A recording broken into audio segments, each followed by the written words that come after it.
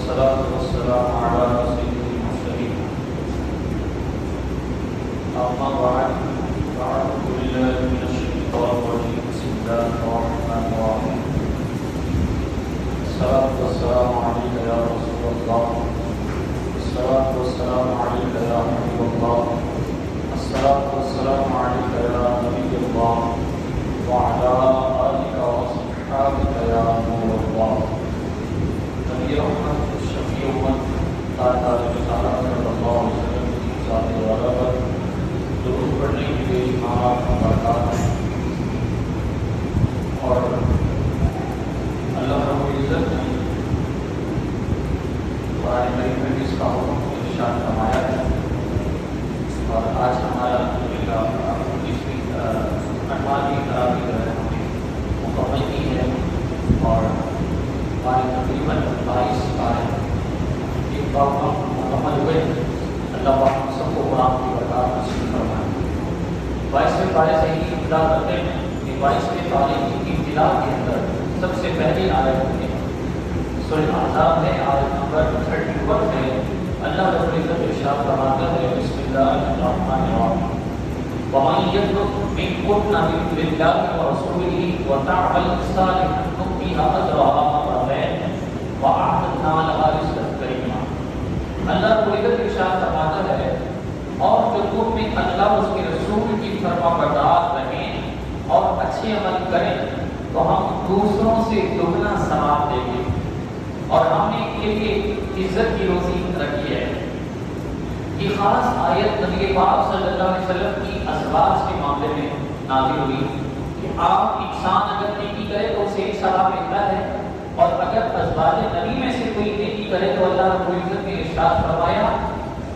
نؤتیہا اجرا مرتین ہم اسے 2 مرتبہ ثواب دیں گے. یہ نبی پاک علیہ السلام کی جو ازواج ہیں امہات المومنین ہیں ان کا خاصہ ہے کہ وہ ایک نیکی کریں گے تو انہیں 2 کا ثواب ملے گا. یہ اللہ رب العزت نے یہاں ارشاد فرمایا اور پھر فرمایا وَأَعْتَدْنَا لَهَا رِزْقًا كَرِيمًا تو ہم نے ان کے لیے عزت والا رزق تیار کر رکھا ہے. اس آیت سے معلوم ہوتا ہے کہ سید عالم صلی اللہ علیہ وسلم کی تمام ازواج آپ کی جتنی بھی ازواج ہیں وہ تمام عام عورتوں سے بڑھ کر فضیلت والی ہیں اور انہیں ایک عمل کا دگنا ثواب مل رہا ہے. حضرت امامہ رضی اللہ تعالیٰ عنہ سے روایت ہے رسول کریم صلی اللہ علیہ وسلم نے ارشاد فرمایا 4 قسم کے لوگ ایسے ہیں جنہیں اللہ عمل کا دگنا ثواب عطا فرماتا ہے اور ان میں سے ایک رسول اللہ صلی اللہ علیہ وسلم کی ازواج مطہرات. ایک نیکی کریں تو انہیں ڈبل ثواب دیا جاتا ہے اور پھر ان کے لیے اللہ رب العزت نے عزت کی روزی رکھی ہے. اور پھر اس کے بعد اللہ رب العزت نے اللہ رسول نبی کریم صلی اللہ علیہ وسلم کی جو ازواج ہیں ان کے زہد اور ان کی قناعت ہے اس کا بیان فرمایا نساء النبی لستن کأحد من النساء اے نبی کی بیویوں تم عام عورتوں کی طرح نہیں ہو. یہ کتنا واضح پیغام ارشاد فرمایا یا نساء النبی اے نبی کی عورتوں لستن کأحد من النساء کہ تم عام عورتوں کی طرح نہیں ہو. ان تقیتن فلا تخضعن بالقول اگر تم اللہ سے ڈرتی ہو تو بات کرنے میں ایسی نرمی نہ کرو. فَيَطْمَعُ الَّذِي فِي قَلْبِهِ جس کے لیے دل کے اندر آدمی کے مریض کا دل للچائے. وَقُلْنَ قَوْلًا مَعْرُوفًا اور تم اچھی بات کہو. یہاں خاص طور پر یہ فرمایا گیا کہ ایک تو نبی کریم صلی اللہ علیہ وسلم کی ازواج سے خطاب ہے مطلق عورتوں سے فرمایا گیا کہ جب کوئی گھر میں دستک دے یا کسی سے بات کرے تو اتنا نرم لہجہ نہ ہو عورت کا کہ سامنے والے کا یا جس کے دل میں کوئی ایسا کھوٹ ہے اس کے دل میں کوئی ایسی بات آئے آواز سن کر یا اس نرم لہجے کو لے کر. تو اللہ کے رسول صلی اللہ علیہ وسلم کی جو ازواج میں خاص طور پر ارشاد فرمایا گیا ایک تو فضیلت کی کہ نبی کی عورتوں کو عام عورتوں جیسی نہیں ہو بلکہ کیا فرمایا کہ تم سید المرسلین صلی اللہ علیہ وسلم کی ازواج ہو تم مومنین کی مائیں اور تمہیں میرے حبیب علیہ السلام سے خاص قرب حاصل ہے اور جب تمہاری قدر اتنی اعلیٰ ہے تو تمہارا رتبہ اتنا عظیم ہے تو یہ بات تمہاری شان کے لائق نہیں کہ تم دنیا کی زینت اور آرائش کا مطالبہ کرو. تو اس لیے یہ نبی پاک علیہ السلام کی جتنی بھی ازواج تھی وہ کتنی قناعت کرنے والی تھی کہ نبی پاک علیہ السلام کے گھر میں تو مہینہ مہینہ چولہا نہیں کرتا تھا، وہ گزارا کیا نہیں۔ اللہ رب العزت نے خاص کا باب فرمایا کہ تم عام عورتوں کی طرح نہیں ہو۔ اور پھر اللہ کے رسول صلی اللہ علیہ وسلم نے ارشاد فرمایا میرے حبیب علیہ السلام کی اس بات میری بارگاہ میں تمہاری قدر دوسری خواتین جیسی نہیں، بلکہ تم میری بارگاہ میں زیادہ عزت والی ہو اور میرے نزدیک تمہیں ثواب بھی دگنا ہے، کیونکہ تم میرے محبوب سے قرب حاصل کرنے والی ہو، ان سے تعلق رکھنے والی ہو۔ تو حضرت خدیجہ ہو، اب عائشہ ہو، حضرت میمونہ ہو، یا جتنی بھی نبی پاک علیہ السلام کی ازواج ہیں، وہ سب کی سب عام عورتوں کے مقابلے میں دگنا ثواب حاصل کرنے والی ہیں۔ اور پھر اس کے بعد اللہ رب العزت نے یہ ارشاد فرمایا کہ جو عورتیں ہیں ازواج مطہرات، یعنی جو نبی کی عورتیں ہیں، وہ گھروں میں ٹھہری رہیں، گھروں سے باہر نہ نکلے۔ فرمایا وَقَرْنَ فِي بُيُوتِكُنَّ وَلَا تَبَرَّجْنَ تَبَرُّجَ الْجَاهِلِيَّةِ الْأُولَىٰ وَأَقِیمْنَ الصَّلَاةَ وَآتِینَ الزَّکَاةَ وَأَطِیعْنَ اللَّهَ وَرَسُولَهُ إِنَّمَا يُرِیدُ اللَّهُ لِیُذْهِبَ عَنکُمُ الرِّجْسَ أَهْلَ الْبَیْتِ وَیُطَہِّرَکُم تَطْہِیرًا۔ یہ آیت بڑی قابل غور ہے۔ اس آیت کو پڑھ کر کوئی لوگ جو ہے عام مسلمانوں کو گمراہ کرنے کی کوشش کرتے ہیں اور یہ آیت کہیں اس انداز میں پیش کرتے ہیں تو یہ خاص اہل سنت کا عقیدہ اس آیت سے ظاہر ہوتا ہے۔ آیت نمبر ہے 33 سورہ احزاب ہے۔ اللہ رب العزت ارشاد فرماتا ہے انما یرید اللہ، اللہ رب العزت ارادہ فرماتا ہے، چاہتا ہے کہ یذھب عنکم، کہ آپ سے دور کر دے الرجس، ناپاکی کو، اہل البیت، اور آپ کے گھر والوں سے ناپاکی کو دور کر دے، وَیُطَہِّرَکُم تطہیرا، اور تمہیں خوب ستھرا اور پاک صاف کر دے۔ اب اللہ رب العزت نے تو خاص یہاں پر یہ ارشاد فرما دیا، یعنی میرے نبی کے بعد تم اپنے گھروں میں ٹھہرے رہو اور اپنے گاؤں میں سکون و اختیار کرو، بغیر ضرورت کے گھر سے نہ نکلو۔ یا خطاب اگر سے مسلمان عورتوں کا یہ بات اسلام کے اعتبار سے سب کے لیے حکم یہی ہے کہ عورتیں اپنے گھروں میں ٹھہریں، بغیر ضرورت کے گھر سے باہر نہ نکلیں، جیسے آج کل ہوتا ہے اور گھر میں بیٹھے ہوتے ہیں اور دعوت کے وقت گھوم رہی ہوتی ہیں، تو یہ طریقہ درست نہیں ہے، یہ قرآن کو حکم کی خلاف ہوتی ہے۔ تو مرد کو اتنا سینسٹیو ہونا چاہیے، اتنا سمجھدار کو ہونا چاہیے کہ انہیں عورت کی ضروریات کا پتہ ہو کہ کیا کیا چیزیں عورت کی بازار سے جیسے کپڑے خریدنے ہیں یا دیگر چیزیں خریدنی ہیں، تو مرد میں اتنا تو شعور ہوتا ہی ہے کہ وہ جا کے خرید کے لیے آ سکتا ہے۔ تو اس لیے بے پردہ نکل جانا اور یہ کرنا یہ سب ناجائز اور گناہ ہے، اور اگر مرد عورت کو منع نہیں کرتا بے پردہ بات نکلنے سے تو وہ دیوس ہے، اور دیوس کے بارے میں تو یہ فرمایا گیا کہ وہ جنت کی خوشبو بھی نہیں چھوڑے۔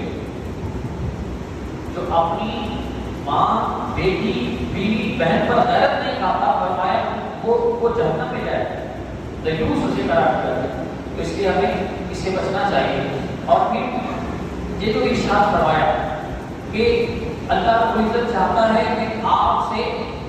ناپاکی کو دور کر دے، اور آپ کی جو گھر والیاں ہیں، آپ کے جو اہل خانہ ہیں، ان سے کیا کرے؟ ناپاکی کو دور کر دے۔ اب یہاں تاجدار رسالت صلی اللہ علیہ وسلم کے اہل بیت کون ہیں، گھر والے کون ہیں؟ تو فرمایا وَيُطَہِّرَکُم أَهْلَ الْبَیْتِ، کہ آپ کے گھر والے اہل بیت کون ہیں؟ تو اگر آپ سے پوچھا جائے کہ آپ کے گھر والے کون ہیں تو کیا ان میں سے آپ بیویوں کو نکالیں گے؟ بیویاں تو شامل ہوتی ہیں، نہ جب بولا جائے ماں ہے، باپ ہے، بہن ہے، اسی طرح بیٹیاں ہیں، ازواج ہیں، یہ بھی اہل بیت ہیں، گھر والوں میں شامل ہیں۔ تو اللہ کے رسول صلی اللہ علیہ وسلم نے یہاں فرمایا کہ آپ کے اہل بیت سے اللہ ناپاکی کو دور کریں۔ یہاں آپ جو خاص طبقے کے لوگ ہیں وہ یہاں پر یہ بیان کرتے ہیں کہ اللہ رب العزت نے ارشاد فرمایا ہے کہ آپ کے گھر سے ناپاکی کو دور کر دے اور آپ کو خود ستھرا کر دے۔ تو ستھرا کرنے سے مراد یہ ہے کہ آپ معذلہ سما معذلہ وہ اہل بیت جیسے حضرت مولا کائنات ہیں، امام حسن حسین ہیں، حضرت سیدہ فاطمہ ہیں، ان کو معصوم بنا دیتے کہ یہ معصوم ہے، یہ خطا کر ہی نہیں سکتے، تو یہ ایک غلط نظریہ پیش کر دیتے ہیں۔ تو ہمارا اہل سنت کا عقیدہ اس میں بھی یہی ہے، اور یہ بھی ہے کہ فرشتوں اور نبیوں کے سوا کوئی معصوم نہیں، انبیاء فرشتوں کے علاوہ ہر ایک انسان سے خطا ہو سکتی ہے، لیکن اللہ رب العزت اپنی رحمت سے اپنے نیک بندوں کو خطاؤں سے بچا لیتا ہے۔ معصوم ہونا اور چیز ہوتا ہے، محفوظ ہونا اور ہوتا ہے۔ تو اللہ اپنے نیک بندوں کو محفوظ کر لیتا ہے، جیسے مولا کائنات ہیں، سیدہ فاطمہ ہے، حسین کریمین ہے رضی اللہ عنہ، تو ان کو اللہ نے محفوظ رکھا ہے خطاؤں سے، گناہوں سے۔ ایک معصوم نہیں، معصوم صرف انبیاء ہیں اور فرشتے، اس کے علاوہ کوئی بھی معصوم نہیں۔ جیسے بچوں کو کہتے ہیں نا معصوم، تو اس میں بھی احتیاط کرنی چاہیے، بھلے وہ ہمارا گناہوں سے معصوم والا نہیں ہوتا، ایک وہ بچہ ہے اس لیے یا نہ سمجھ ہوتا ہے اس لیے بولا جاتا ہے، تو اس سے میں اعتراض کرنا چاہیے، بچوں کو بھی معصوم نہ بولے کہ معصوم انبیاء اور فرشتے ہی۔ اور رہی بات کہ اہل بیت کا اس سے پاک ہونا، تو اس کا مطلب یہ ہے کہ اللہ پاک نے ان سے یہ جو ناپاکی والے معاملات جیسے خاص عورتوں کے ساتھ ہوتے ہیں، تو یہ ہمارے معاملات جو ہیں ان سے اللہ کو عزت نے خاص طور پر حضرت فاطمہ رضی اللہ عنہا کو پاک فرمایا ہے کہ یہ آپ کے ساتھ معاملہ نہیں ہوتا تھا۔ جو عورتوں کے خاص دن ہوتے ہیں یا بچے کی ولادت کے بعد جو خاص ایام ایک شریعت نے نصرت کی ہے، تو حضرت فاطمہ کے ساتھ ایسا معاملہ نہیں تھا، اللہ پاک نے انہیں اس چیز سے پاک فرمایا تھا، اور اس لیے ان کے گھر کا رستہ بھی مسجد نبوی شریف کے اندر سے تھا، تو وہیں سے وہ گزرا کرتے تھے۔ پھر اس کے بعد اللہ رب العزت نے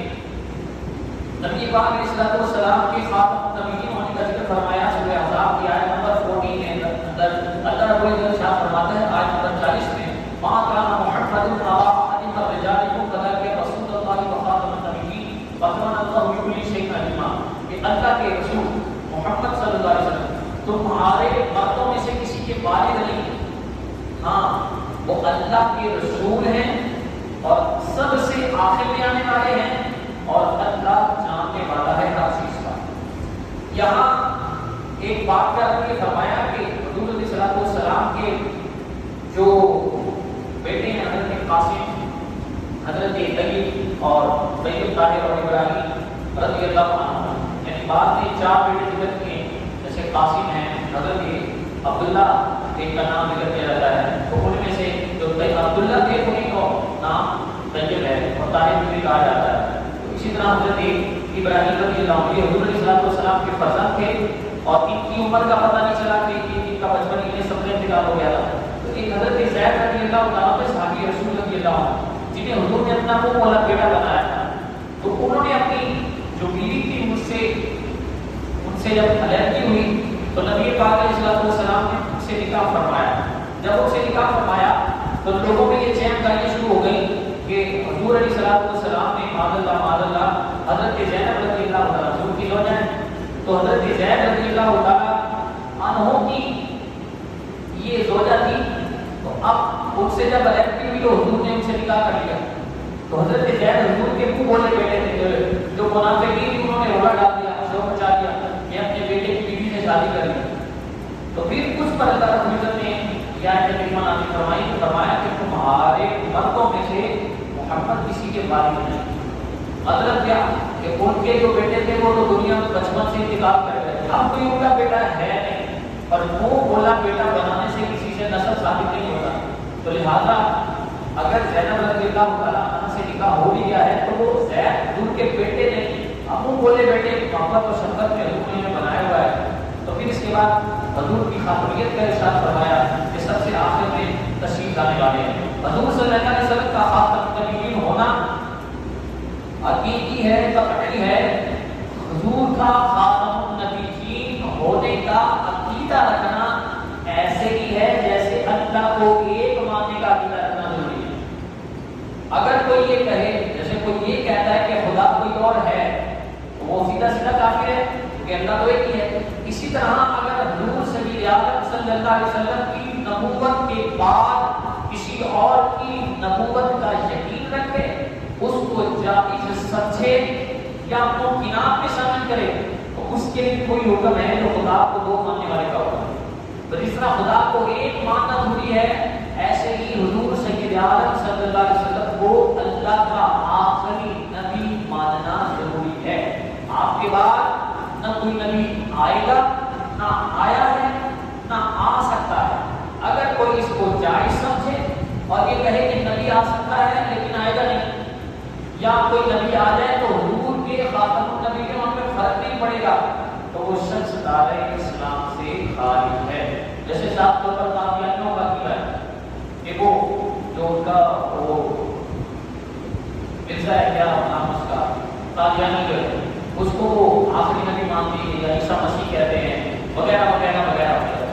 تو یہ سب کیا ہے اسی آیت کے ذریعے انہیں کافر قرار کیا گیا۔ پھر اس کے بعد اللہ رب العزت نے ایمانداروں کو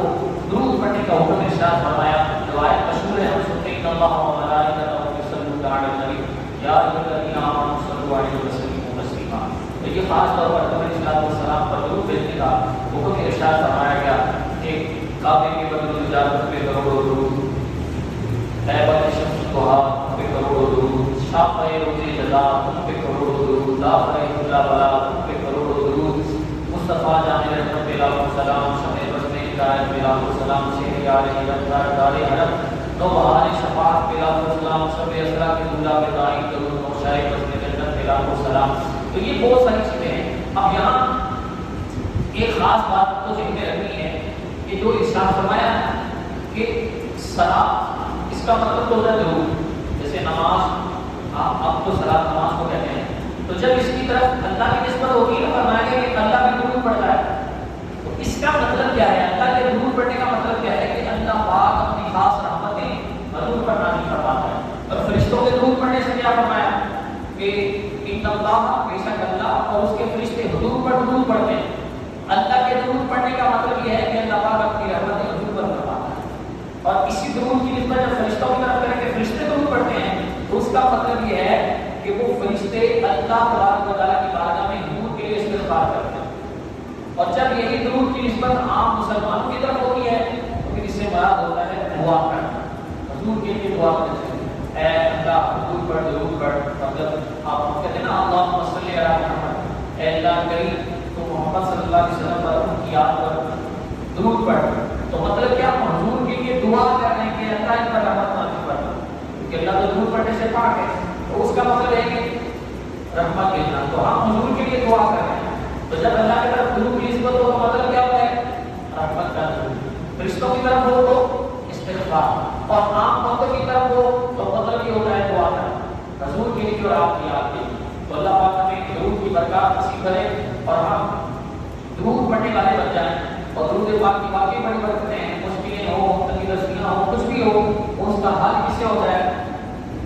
اس کے ذریعے ہوتا ہے درود پاک کے ذریعے۔ تو انشاءاللہ نیت کرنے کی انشاءاللہ درود پڑھا کریں، خاص پڑھا کریں۔ اللہ پاک ہم سب کو برکات نصیب فرمائے، آمین بجاہ نبی صلی اللہ علیہ وسلم۔